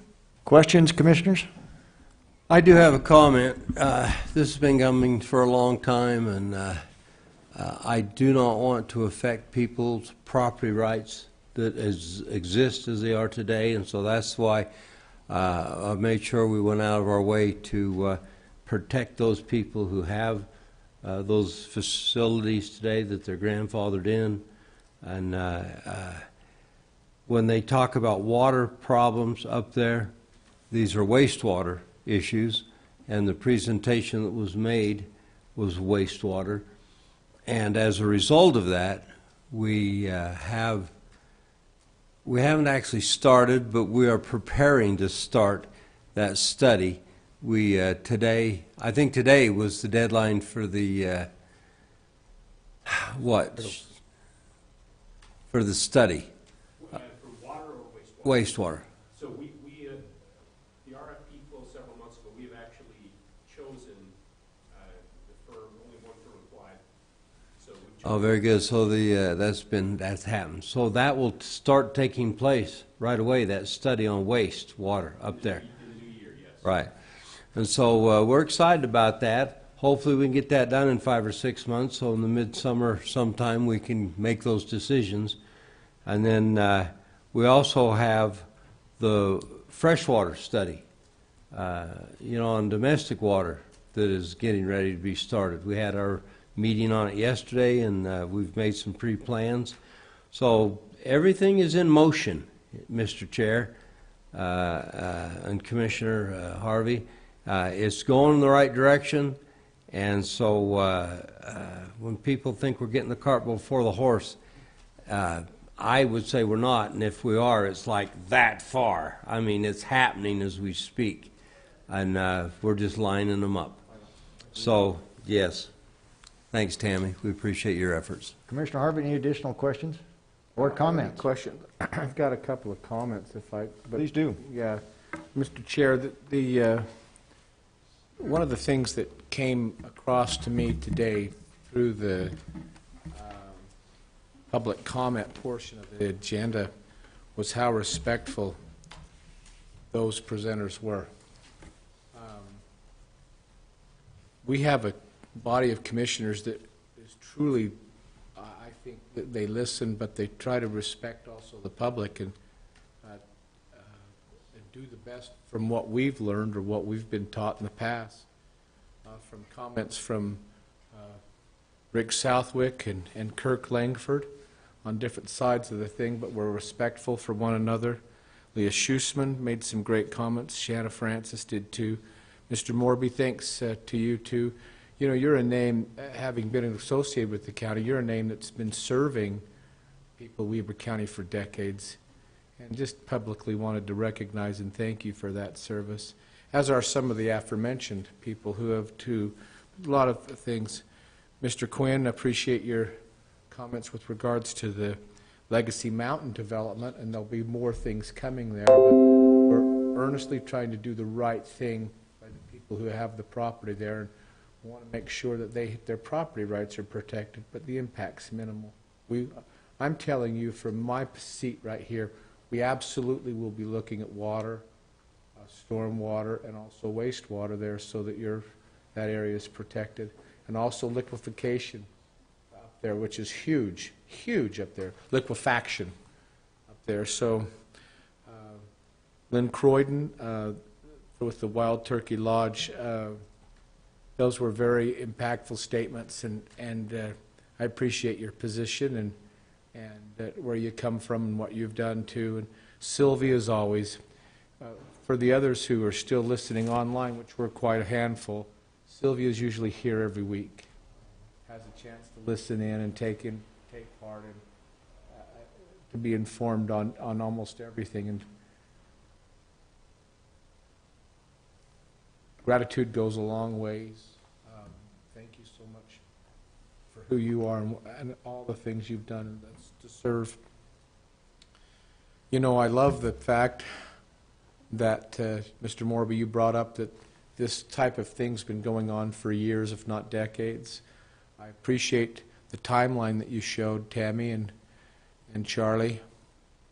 Does everybody in planning have a last name ending in E? Charlie, Tammy, Ricky? I just wondered.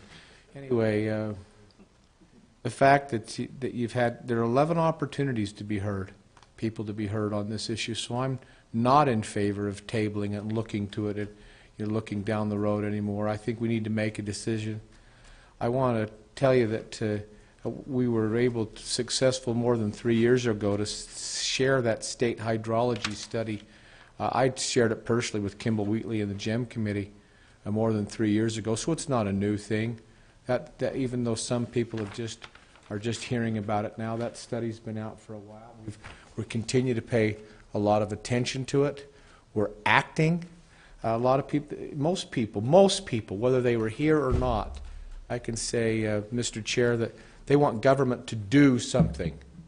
Boy, but it ought to be right in line with what they want, and that's not always going to be the case. And today may be exactly the case or not. I don't know, but we are doing something because, as you mentioned, Commissioner Jenkins, we need to get off the mark and move forward so that we can create some values and some definable assets so we can move forward with some of these other things. And this absolutely moves forward that hydrology study, helps us to more quantify and put some math numbers with that. So those are some of the options. As I've read all the pages, 40 or so pages of this,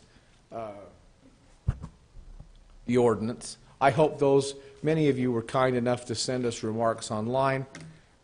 By the looks of many of the remarks, though, like you said today, Chair Frohr, many people hadn't even read this. They'd heard some information, and a lot of it's inaccurate, which is unfortunate. I compliment the work that's gone into this. There are some great compromises in here that I think are fair. I wish that I was prepared today. I sat here wishing that I had the number of graduates from Weber High School in 1980 and 1990 in the year 2000 and 2010 and 2020, for 5 decades. And I wonder if the number of seniors are increased with all the new growth up there, or if they've really stayed the same, which indirectly has to do with nitrates in the water eventually when you get right down to it. So I'm going to look into that with the Weber School District, but I don't, as the services and the different things that are available up in the valley, there were only a couple of businesses when I was recreating up there in 1978 and 79 and 80 and 81. It's a lot more. There's a lot more businesses up there now. It requires service help, and many of the service help are not the people who want the service up there want to make. A lot of them want the people to drive from another part of town to get there or have a longer commute, and I think there are other opportunities to have a shorter commute for those people. And so as we try to have a broad vision of what's going on up there, I love the owner-occupied component of this.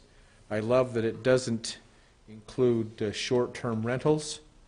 That's a great component of this, and I love that there's some definites here that I think are good. So I think a function of what we've got here will be, was what I will be in favor of. Thank you. Thank you. Tammy, anything else? Charlie?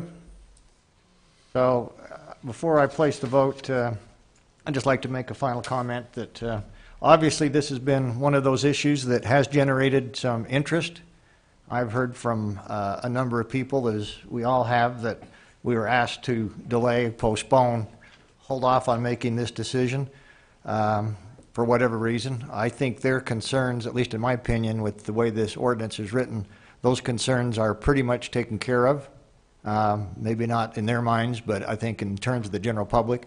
I've also heard from a number, probably equally number of people that say protect our private property rights, give us the ability to rent out our basement. We have a growing population in the valley that are, I'm going to call elderly, Commissioner Harvey. A lot of those homes were homes built to raise 8, 9, 10 kids. I see no harm in a person that would like to stay in the home but needs the help not only financially, but for reasons that doesn't put a burden on the additional family members to rent out that basement. I have one up the street from me. I was asked this morning, how would I feel if one was in my neighborhood? Well, I have one in my neighborhood. It's up the street, approximately a quarter mile. It's been there for probably 5 to 10 years, if not longer. That gives my aunt the ability to have help when she needs it, and also takes a burden off the family members that they don't have to hire somebody to come in and take care. So there's a lot of positive reasons that this makes sense. It gives these elderly people and other people, private property owners, the ability to, as was mentioned earlier by our speaker, that as they pass on this to future generations, gives them the ability to pass on something in a worthwhile, consistent manner. So with that, any additional comments? I would now entertain a motion which would be for ordinance, is that 27? 27. Motion's in order. Mr. Chair, Commissioner Jenkins here.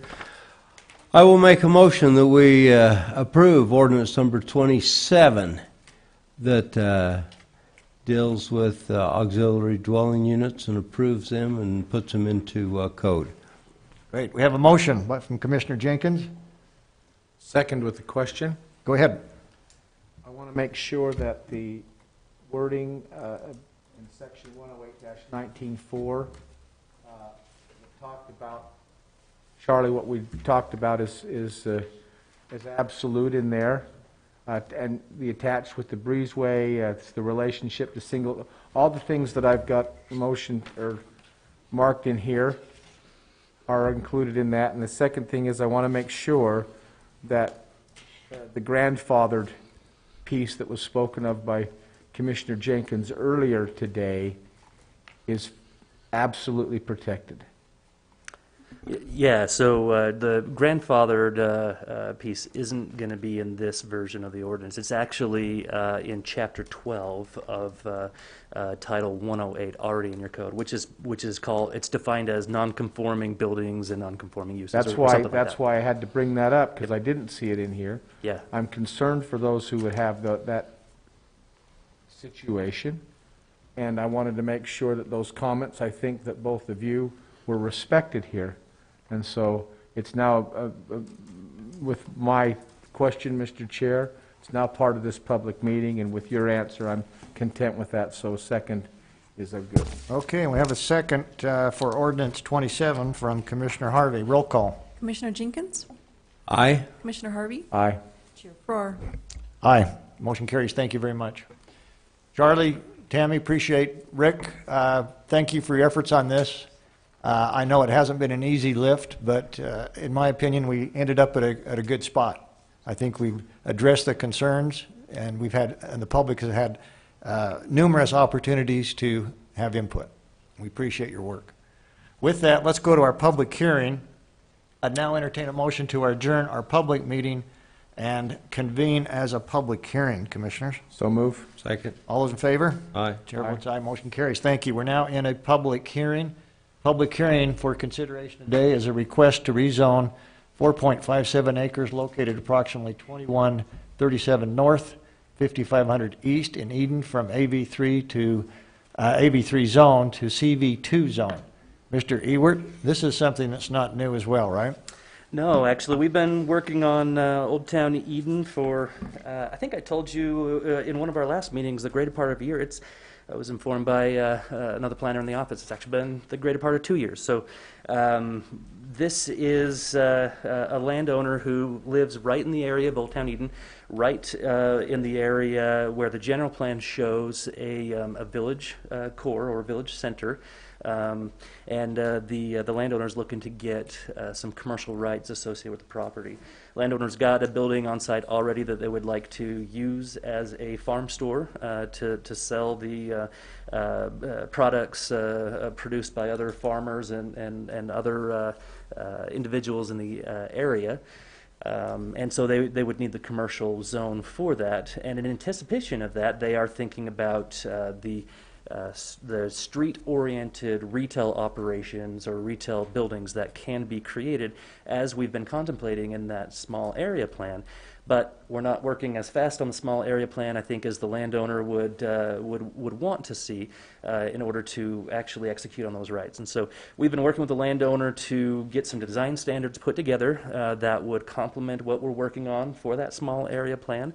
Landowner's been very willing to do so, and we've worked on negotiation back and forth and a development agreement to document what those design standards are, and that's right in front of you. So let me just give you a very brief presentation here, just to run through basically what the Planning Commission saw for this.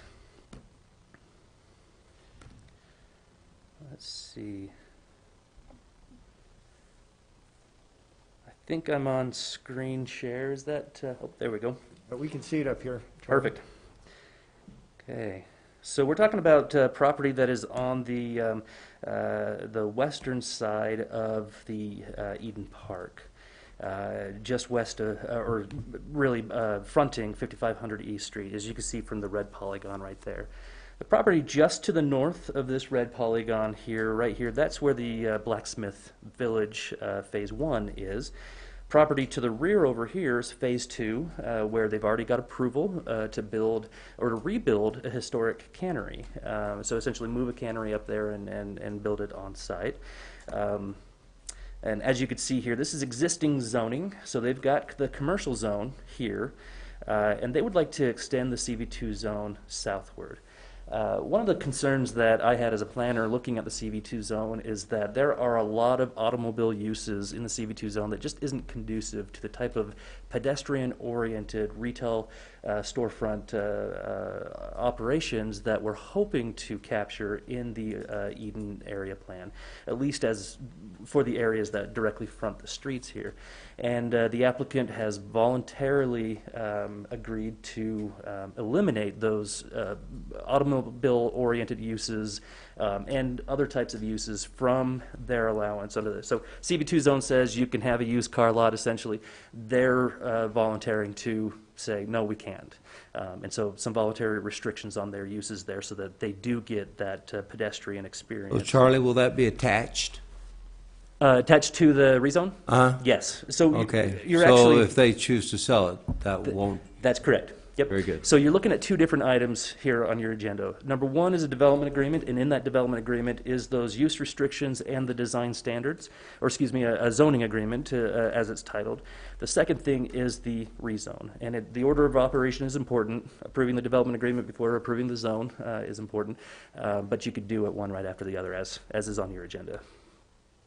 So the proposed zone map would essentially look like this once adopted. I'm actually suggesting this little blip here where it's cut out for the road be extended all the way up, just so we've got zoning that actually goes to center lines of roads, just for formality purposes. This is an example of what could occur on the property given the design standards that we've mutually negotiated with the applicant.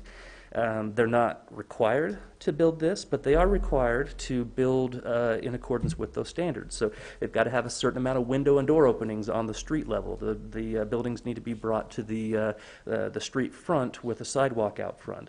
If there's a second level, they need to have a certain amount of window openings on the second level.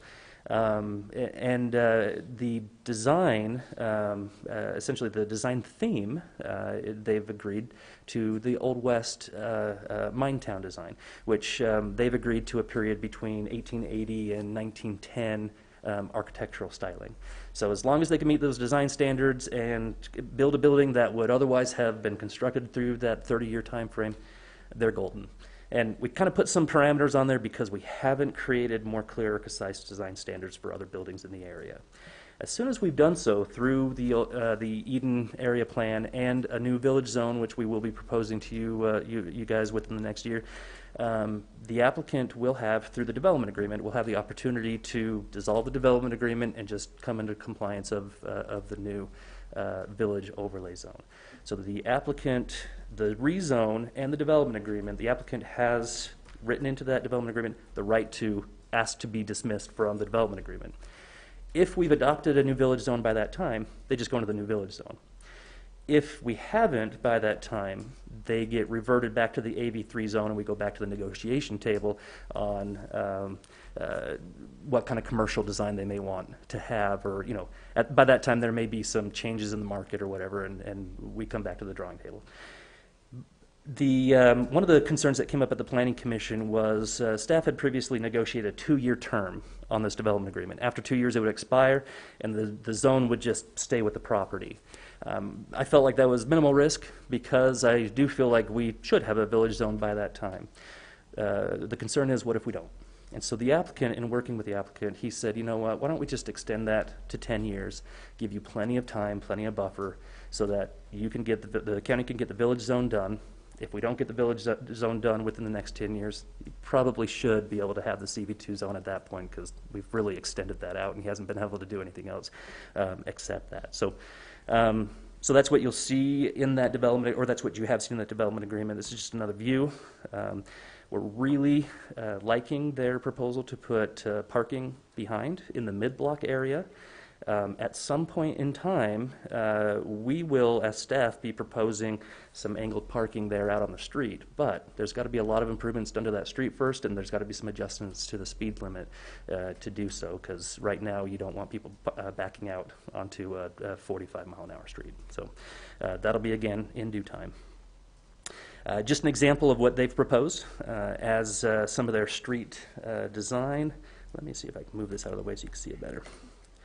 So just basically a base body and a cap for the building, and any horizontal lines would be broken up with some kind of vertical changes. Okay, public hearing is required for this, and so you'll want to go into a public hearing afterwards and take public comment. We did notice for that with the Planning Commission in pursuant to state code, and it has been posted on the commission agenda. You've got 3 options essentially here. Well, you got 6 options. 3 options for item 1, which is the zoning agreement. You can approve it, you can table it, or you can deny it. If you table it, let us know for what, and we'll make some changes and bring it back. And then item 2, same thing. You could approve the rezone, table the rezone, or reject it. My recommendation is that if you table or deny the development agreement, you give us some time, you table or deny the rezone, give us some time to work it out with the applicant. However, I think this is ready to go. I think it is in compliance with our general plan, and we, as staff, have recommended approval. Planning Commission recommended approval as well. So both Planning Commission and staff Yep. recommend this? That's right. Got it. Questions, Commissioner? Does that conclude your presentation, Charlie? That does. Thank you. Thank you. Questions, Commissioners? Go ahead. Mr. Chair, I remember seeing this one even before, maybe a year or 2 ago when this started in concept, and we acted on it then, and this is just a continuation, keep moving forward. The water tower still is a need. I'm glad they've kept that in there. It just gives us a great feel, especially with that off-street parking, the mid-block parking. It's a great thing, Charlie. Thank you. Yeah, thanks to the applicant for doing so. All voluntary, by the way. Yeah, and Charlie, I just say congratulations. I like these development agreements. As you mentioned, predictable development outcomes. If we just rezone without predictable outcomes, i.e. development agreement, we don't know what we're going to get in a lot of cases. That's right. In this case, we can hold their feet to the fire. I think the 10-year requirement is valid, and it's great to see the applicant agree with that process. Great, thank you. So with that, any additional comments? Nope, not Charlie? for me. Commissioners? Let's go to public comments. Anyone in the chamber or online that would like to give comments on either the development agreement and or the rezone? Now's the time to do that. Go ahead, Mr. Morby. You've been here a long time, so you deserve to make a comment. Commissioners, thank you. I've been watching this development a little bit, and I was expecting something more to happen. My comment would be just to make sure that if this goes through, that you may want to talk to the developer, or the individual, just to make sure that it's authentic.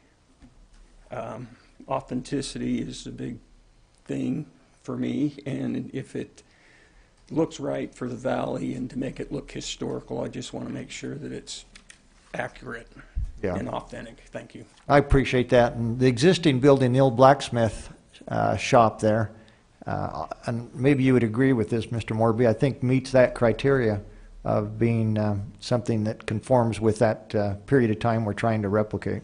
It's on the historic registry. Yeah, great. Yeah. So as long as that continues, I'm assuming, Mr. Morby, you'd be okay with that. Great. All right, commissioners, no other... Commissioners, we do have one comment on Zoom from Kirk Langford. Okay. Now's the time to hear that comment. Mr. Langford? Well, thanks, gentlemen. This is a question for Charles. So, actually, two questions. Charles, does this, how will this rezoning come into play immediately? It will grant all the CV2 uses, or specifically reduce those down to the development agreement? And how will that tie into TDRs in the future for square footage if we were to, use those for a village build out, not just, a TDR for a unit, but like we have in the resort plan, TDR for a certain amount of square footage? Charlie, can you answer that? That's for Charlie up. I can, thank you. Happy to answer that, and thanks, Kirk, for the question. As far as timing goes, the development agreement would implement the use restrictions, voluntary use restrictions that the applicant has volunteered for. We have not, the developer hasn't contemplated, and we haven't contemplated residential units for this property yet. That doesn't mean that won't come forward in the future, doesn't mean that an amendment to this agreement can't happen. But they simply just have not contemplated it in terms of asking for it at this time. If they do ask for it in the future and we do make some amendments, or more likely, when we adopt the village zone, there will very likely be a TDR component to that, provided we've got that TDR ordinance implemented by then. At that time, the applicant will be able to ask for residential units or equivalent residential units. To get right to Mr. Langford's question, how is this going to, or how could this work with the calculation of equivalent residential units? And I think, and Mr. Langford, let me know if I got your question wrong. I think what he's referring to is there is a provision in our general plan that does talk about the possibility of transferring residential development rights and converting them into commercial rights. And we haven't put a significant amount of contemplation into that yet. My suggestion is that as we look at the TDR ordinance, we focus on an element of simplicity in order to get the market to a predictable and stable level. When we put a lot of different variables in there, I wouldn't want to be a real estate appraiser trying to appraise what these what the comparables would be on these transfers if the transfer purpose is so dynamic and so variable that there's just no way to estimate that. So my recommendation would be, for the first little bit, we just focus on residential transfers, a residential unit for a residential unit. From there, I do think as the market stabilizes and as we are able to conceptualize how that market might move in the future, it might be a great opportunity to start looking for transfers from residential unit into hotel units, from residential unit into additional commercial real estate or floor area, et cetera. Right now, I'm not suggesting that we get into that level at this time. Kirk, does that answer your question? It does. I just would encourage you, though, Charlie, that I'm not necessarily respectfully agree that putting the foot in the water only for residential is the best way to go. I think I would even point out we've already in the resort plan allow for transferred for TDRs to be for square footage of commercial space. We're already doing it in the resort plan. And so, I'm just going to point out here, the more we rezone today, which, this is a nice project, and we don't have any TDR for commercial or square footage,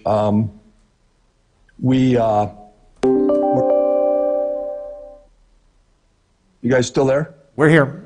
We can hear you.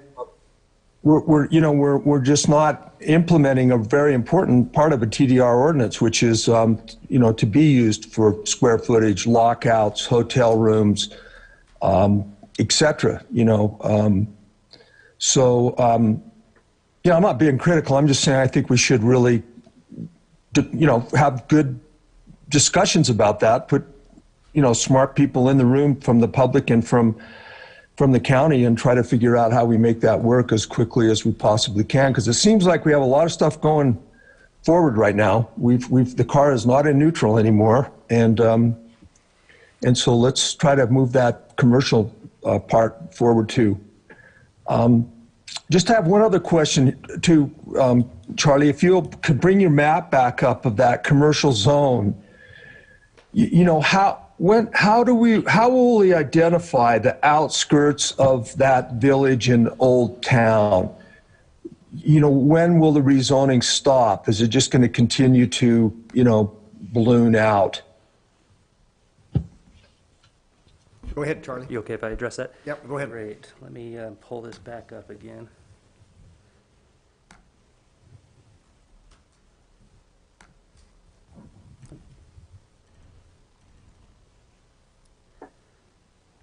It's a great question, and one thing that the general plan does tell us, in no mincing of words, is that there is no recommendation for commercial property to create strips or strip commercial properties along long expanses of roadway.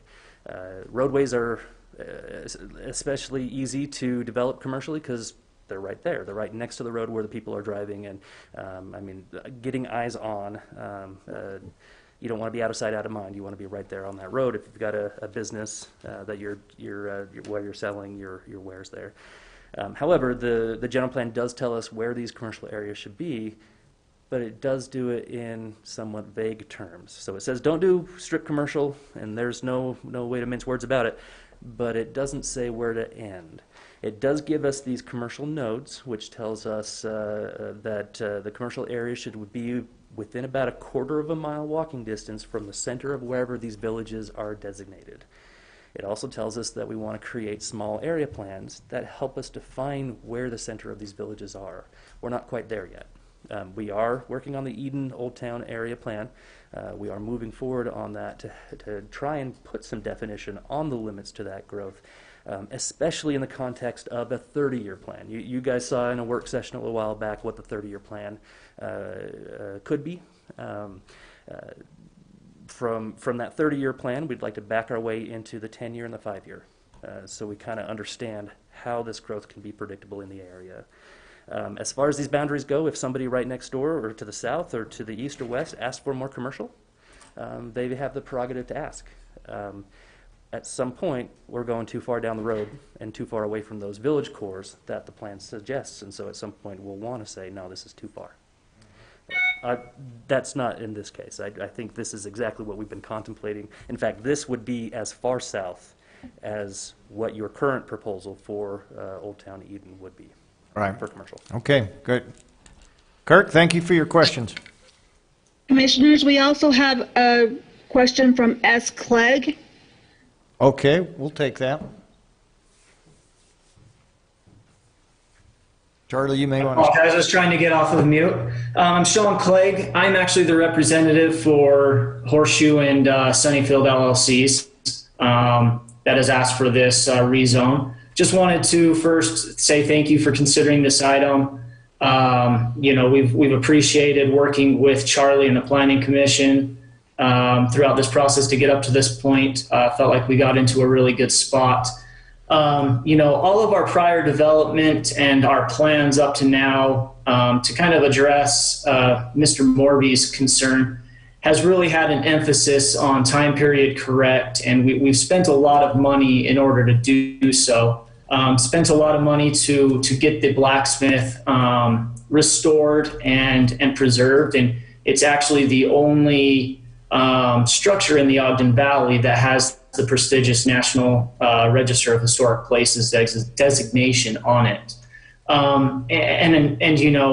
the money that we've put in so far, we wouldn't want to do anything to deter from that. And so we wanted to continue that. And we feel like what we've done with the restoration of the farm next door is in line with that as well. Cladding, there was an old cinder block building. We clad it in brick that was salvaged from the old farmhouse that was there that was unfortunately unsavable.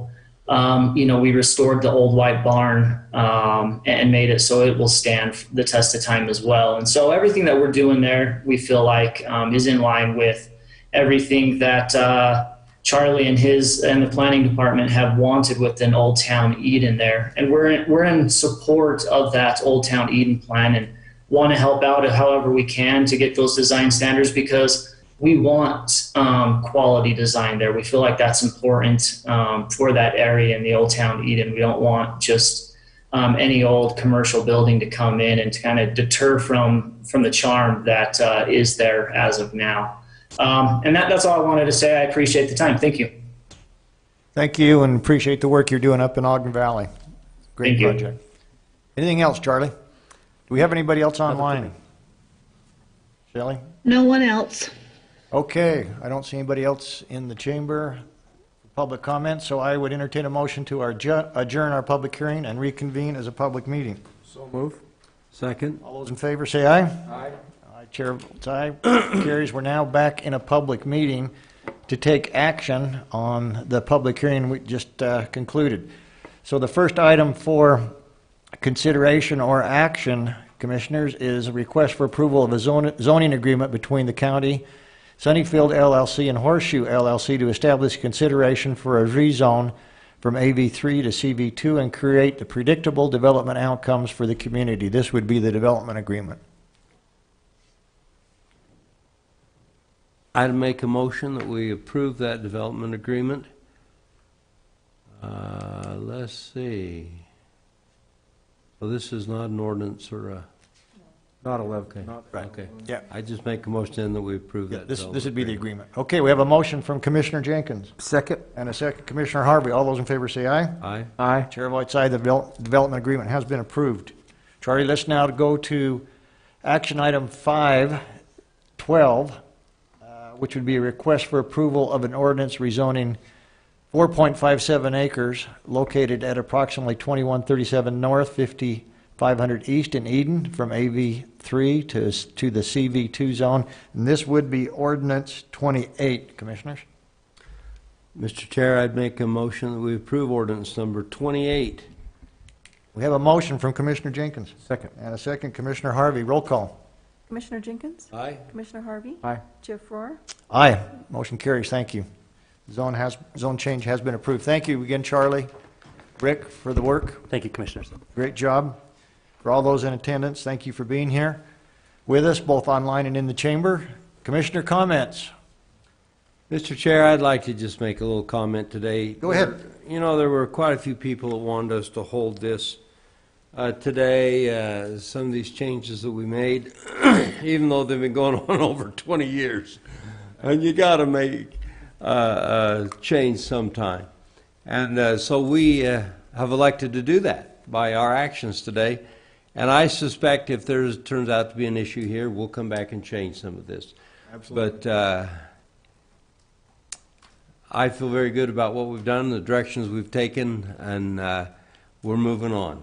And that's this one thing about it. This has been a commission of action, and I appreciate that. I want you fellow commissioners to know it's been a commission of action, and I've enjoyed working with you in that regard. And since it's the end of the year and the last meeting we'll have this year, I want you to know how much I appreciate working with you both. You're wonderful fellers, and you've been a lot of fun to work with, and I've enjoyed it. Thank you very much. Commissioner Harvey. Set my piece. Thank you. Merry Christmas. Merry Christmas. Thank you. Thank you. Just in conclusion, you know, this has been an interesting year. I just wanted to make a final remark. This won't be my final meeting, but probably the last commission meeting before we change chairs. It's been an honor to serve with you gentlemen. As we've said before, we've had some great discussions.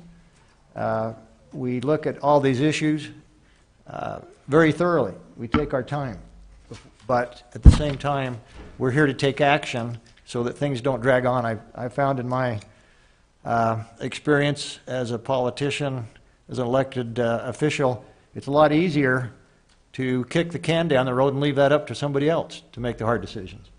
I don't believe for a minute that the public put us in these seats to kick the can down the road. I think they put us in here to make those decisions.